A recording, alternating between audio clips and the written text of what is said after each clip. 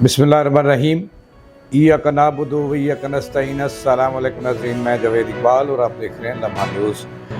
नाज़रीन, बहुत सारी खबरें हैं और अहम खबरें हैं सूबाई दारुल हुकूमत लाहौर से। और इस्लामाबाद दारुल हुकूमत पाकिस्तान का दारुल हुकूमत है, वहाँ से भी हमारे पास खबरें अपडेट्स हैं, सियासी सूरत हाल है। अच्छा, खबर सबसे बड़ी हमने आपको देनी है ये कि जहांगीर तरीन अहम तफसीलात लेकर लंदन रवाना हो रहे हैं और वहाँ पे वो नवाज शरीफ से मुलाकात करेंगे और अपनी पहली कारकर्दगी रिपोर्ट पेश करेंगे। इस पे हमने आज के प्रोग्राम में रोशनी डालेंगे कि ये क्या कुछ लेके जा रहे हैं और इन्हें वहाँ से क्या कुछ मिलने वाला है। अच्छा, मुस्तकबिल में कैसे चलना है ये भी नवाज शरीफ को वो रिपोर्ट, अपना एजेंडा पेश करेंगे जो उन्होंने तय करके मुफस्सल रिपोर्ट बनाई है। इस पर भी हम रोशनी डालेंगे। इसके साथ साथ इलेक्शन कब हो रहे हैं, बड़ी खबर है हमारे पास, वो भी हम आपको बताएंगे। और इस्तेहकाम पाकिस्तान पार्टी के क़याम के 24 घंटे बाद एक बड़ा फड्डा हुआ है पार्टी के अंदर, वो भी हम आपको बताएंगे। नाज़रीन, खबर यह है कि इस्तेहकाम पाकिस्तान पार्टी के पैटर्न चीफ जहांगीर तरीन एक मरतबा फिर बीमार हो गए हैं। ये बहाना है बीमारी का, और वो इलाज के लिए लंदन जा रहे हैं और उनके पीछे पीछे अब्दुल अलीम खां वो भी रवाना होंगे। और वहाँ वो, वैसे तो ये कहा जा रहा है कि वो जहांगीर तरीन जो हैं वो हैं तो हट्टे कट्टे तंदुरुस्त तवन्ना, और कल उनके जो हादसे थे वो देखने थे आपने। और उसके साथ ही ये हमारे सियासतदान बीमारी है कि बीमार हो जाते हैं जब इन्होंने यात्रा करनी होती है, कोई मुखबरी करनी होती है, कोई पैगाम देना होता है, तो ये बीमार हो जाते हैं। तो इसी तरह जहांगीर तरीन भी बीमार हो गए हैं, भले हो साख्ता ही हो लेकिन हो तो गए हैं। और अब वो लंदन रवाना हो रहे हैं। लंदन में वो मुस्लिम लीग के बानी और साबिक़ वज़ीर-ए-आज़म और अपने कायद, जिन्हें वो कायद कई माह पहले मान चुके हैं, नवाज शरीफ से मुलाकात करेंगे और बहुत सारी तफसीलात से आगाह करेंगे। और आइंदा की जो सियासी हिकमत अमली है और मुल्क का सियासी मंजरनामा है, इसमें जो पाकिस्तान इस्तेहकाम पाकिस्तान पार्टी है उसका जो किरदार होगा उस पर भी रोशनी डालेंगे और नई नई मंजूरियाँ लेंगे। यानी कि इससे लगता ये है कि जहांगीर तरीन और अब्दुल अलीम खां के बॉस भी लंदन में हैं। वो नून लीग के बॉस ही नहीं, इनके बॉस ही हैं और इनके बगैर वो नहीं चलेंगे, उनकी मशावरत से चलेंगे और रिपोर्ट पेश करेंगे। अच्छा, ये मैं आपको बताऊंगा कि क्या वो रिपोर्ट लेके जा रहे हैं और वहाँ पे क्या ताने बाने बुने जाएंगे और शाबाश लेने के वो हकदार ठहरेंगे और शाबाश मांगेंगे नवाज शरीफ से कि जो आपने कहा था मैंने 1 साल में कर दिखाया है। और इसमें 9 मई का वाक़या भी है, वो भी बताएंगे। और आइंदा किसको क्या ओहदा देना है ये भी डिस्कस होगी वहाँ पर।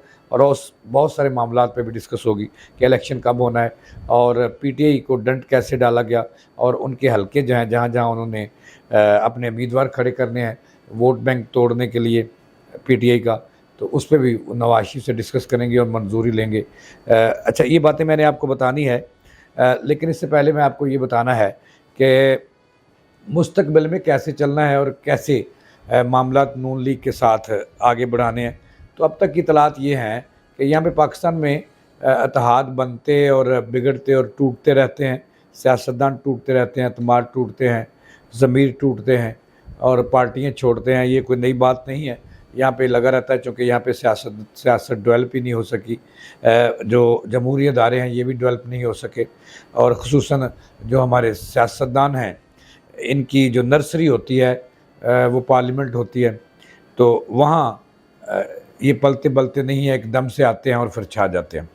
और यही बदकिस्मती है पाकिस्तान की सियासत की और सियासी लोगों की, जमहूरी इदारों के आगे ना बढ़ने की। और यूँ तो जो पार्लियामेंट है ये सुप्रीम अदारा है, लेकिन इसकी जो वक़्त है वो आपको पता ही है। तो बात दूसरी तरफ निकल गई। हमने बात आपको ये बतानी थी कि मुस्तकबिल में कैसे चलना है पाकिस्तान जो इस्तेहकाम पाकिस्तान पार्टी है उन्होंने नून लीग के साथ कैसे चलना है।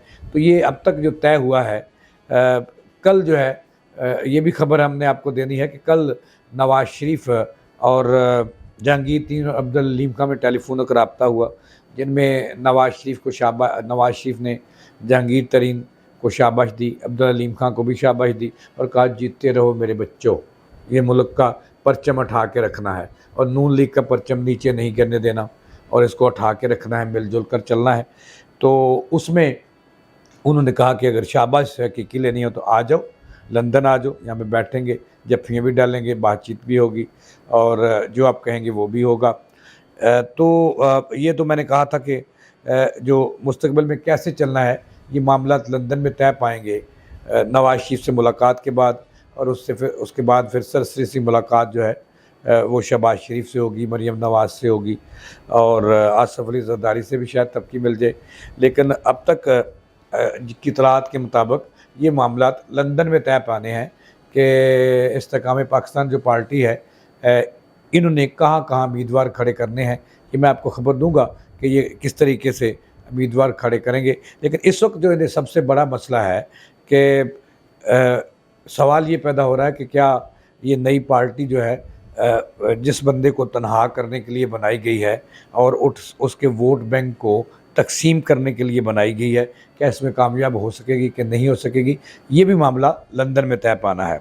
तो आइंदा चंद दिनों में ये मतला साफ़ हो जाएगा कि नून लीग और इस्तेकाम पाकिस्तान पार्टी ने कैसे चलना है, उसकी लीडरशिप ने कैसे चलना है। और ये भी तय वहाँ पे पाएगा जो जहांगीर तरीन है, एक लंबी चौड़ी फरिस्त लेके जा रहे हैं कि किस किस को कहाँ कहाँ ओहदा देना है, कहाँ कहाँ एडजस्ट करना है, तो ये भी वो साथ लेके जाएंगे और वहाँ फ़ैसला होगा। अच्छा, इलेक्शन कब होंगे इसके हवाले से भी हमारे पास एक ख़बर है कि पहले तो ये था जी कि जब इमरान खान ज़ीरो हो जाएंगे, माइनस इमरान का फार्मूला आया, शाह महमूद कुरैशी लेके आए फार्मूला, लेकिन इमरान खान ना माना और अना की बीट चढ़ते रहे हैं, वो चढ़े रहेंगे। तो पहले तो ये था कि जी जैसे ही गुब्बारे से हवा निकलेगी इमरान खान के और पार्टी टूटेगी तो नाहल होंगे, तो फिर इलेक्शन होंगे। लेकिन अब जो नज़र आ रहा है और जो ताने बाने बुने जा रहे हैं, इलेक्शन वक्त पे नहीं हो रहे। और ये कहा जा रहा था कि पहले सितंबर, अगस्त में, फिर सितंबर, अक्टूबर में।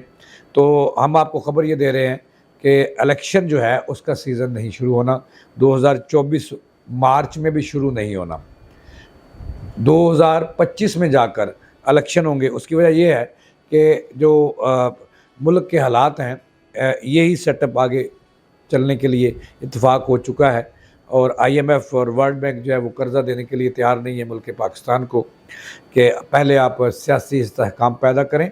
उनकी ये शर्त है, बहुत सारी शर्तें तो मान ली, महंगाई के आवाम को महंगाई के समुंदर में गर्क कर दिया गया IMF और वर्ल्ड बैंक के कहने पर, वो भी आवाम ने कबूल किया। लेकिन इसके बावजूद मुल्क के जैसे सियासी हालात ख़राब हैं, ऐसे ही मुआशी हालात ख़राब हैं और मुल्क में जो सरमायाकारी है इसका भी नामो निशान नहीं है। और यहाँ तक अहम हल्के कह रहे हैं कि अगर IMF और वर्ल्ड बैंक के साथ मामला तय ना हुए तो तनख्वाहें देने के लिए पैसे नहीं होंगे मुल्क के अंदर। तो फिर दूसरा जो चाइना और तुर्की का ब्लॉक है उसकी तरफ जाना होगा और उसके लिए ज़रूरी है कि मुल्क के अंदर सियासी इस्तेहकाम हो, सुकून हो। एक PTI की टूट फूट के बाद सुकून तो वक्ती तौर पर हो गया है, लेकिन ये वक्ती तौर पर रिलीफ है।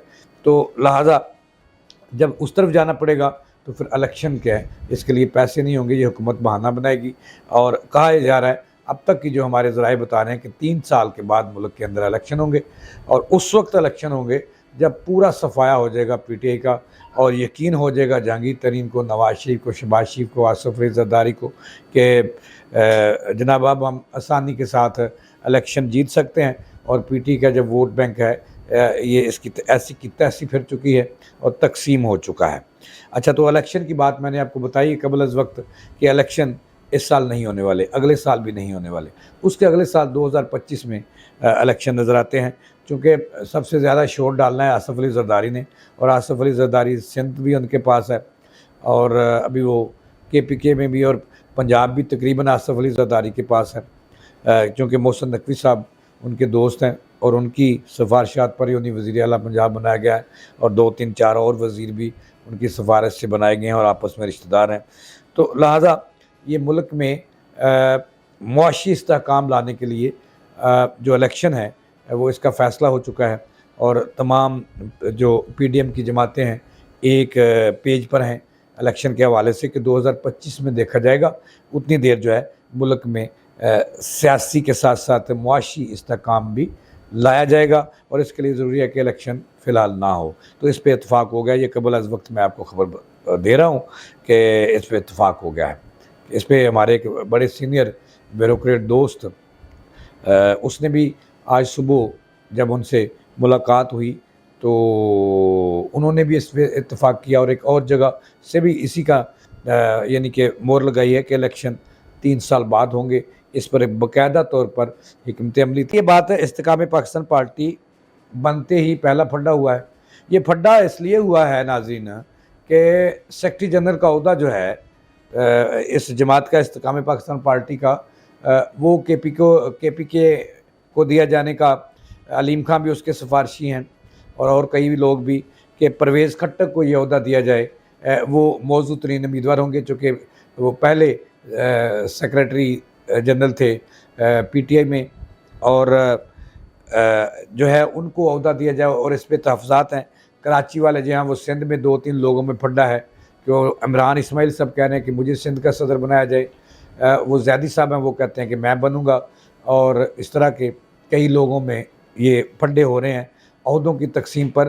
तो लिहाजा जो फ़ैसला है ये फ़ैसला फिर लंदन में होगा और वहाँ से जो है जहांगीर तरीन साहब चूँकि वो अपना मुर्शद मान चुके हैं और अलीम खां भी अपना मुर्शद मान चुके हैं और उनके जो फैमिली टर्म्स हैं जहांगीर खां तरीन, अब्दुल अलीम खां और नवाज शरीफ के बहुत आगे जा चुके हैं और उनमें से शहबाज शरीफ जो है माइनस हैं, बहुत पीछे रह गए हैं। वो वहाँ पर ये ओहदों की तकसीम होगी। तो कहा जा रहा है कि जो परवेज़ खट्टक साहब हैं साबिक़ वज़ीर आला केपीके वो भी उनकी करप्शन की दास्तानें जो थी वो लंबी चौड़ी थी लेकिन कहा जा रहा है कि वो इस पार्टी की छतरी तले आ जाएंगे और उन्हें भी माफ़ी मिल जाएगी। लिहाजा उन्होंने सेक्रेटरी जनरल का ओहदा मांगा था जिस पर जहांगीर तरीन जो हैं वो तो तैयार हैं लेकिन बहुत सारे दीगर जो केपीके से तल्लुक़ थे उन्होंने तहफ़्फ़ुज़ात का इज़हार किया लेकिन ये मामला भी नवाज शरीफ पर छोड़ दिया जाएगा। और आज जब जहांगीर तरीन साहब लंदन जाएंगे तो इसका फ़ैसला वहाँ से इजाज़त लेके कर देंगे। तो ये फड्डे ही फड्डे हैं, ओहदों पर फड्डेबाजी शुरू हो गई है। तो लिहाजा आगे अल्लाह ही हाफ़िज़ होगा। अब चलते हैं जहांगीर तरीन जो है वो नवाज शरीफ से मुलाकात के लिए लंदन रवाना हो रहे हैं। लंदन जी जा तो रहे हैं वो, मैंने जैसे शुरू में अर्ज़ किया था कि बीमारी के नाम पर, लेकिन असल चीज़ जो है कि वो शाबाश लेने जा रहे हैं लंदन और अपनी कारकर्दगी की रिपोर्ट अपनी और अलीम खां की जो कारकर्दगी है इसकी मुफस्सल रिपोर्ट उन्होंने तैयार की है। वो वहाँ पर जाके नवाज शरीफ को बताएंगे कि इतने बंदे हमने तोड़ लिए इमरान खां के और उन्हें नहत्ता कर दिया, तनहा कर दिया और 100 से ज़ायद हम लोग उनके सरकर्दा लीडर तोड़ चुके हैं। फ़ाद चौधरी जैसे, फैज़ुल हसन चौहान जैसे, फ़िरदौस आशिक़ अवान जैसी ख़तून अव्वल और दोम है, बल्कि अव्वल तो नहीं दोम होगी। अच्छा, इस तरह जो रिपोर्ट है उसमें ओहदों की तफसीलात भी बनाई है कि वो इसको ओहदा देना चाहते हैं और वहाँ पर जाके वो ये भी तय पाएंगे, ये भी रिपोर्ट पेश करेंगे कि जो उनके इमरान खां के जो सरकर्दा लीडर थे वो उन्होंने तोड़ लिए। अब वोट बैंक जो है उसको तोड़ना है, उसको तकसीम करना है। तो नवाज शरीफ आइंदा इलेक्शन के लिए उन्हें मंजूरी देंगे कि इस हल्के में आपने पीटीआई का जहाँ पे वोट बैंक ज़्यादा है और ख़तरा है कि उनके बंदे हार जाएंगे, वहाँ अपने बंदे खड़े करने हैं और आप भले जीतें या ना जीतें लेकिन पीटीआई का वोट बैंक जो है उसको जो है तोड़ फोड़ देना है, तकसीम कर देना है। ये ऐसे ही है जैसे पिछले इलेक्शन में जो पाकिस्तान लब्बैक या रसूलुल्लाह एक तहरीक बनी थी, उसको भी इसीलिए मैदान में उतारा गया था कि वो नून लीग को जो नुकसान पहुँचाएगी उनका वोट बैंक तकसीम करेगी।